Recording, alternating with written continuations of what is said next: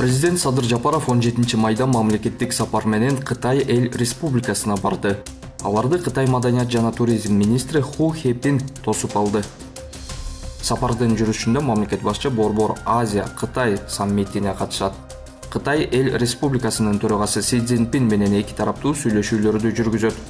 Ошондой эле Кытайдын мамлекеттик кеңешинин премьери Ли Цянь, Кытай элдик саясий консультациялык кеңешинин бүткүл Кытай комитетинин төрагасы Ван Хунин менен жолугуп сүйлөшүүлөрдү жүргүзөт.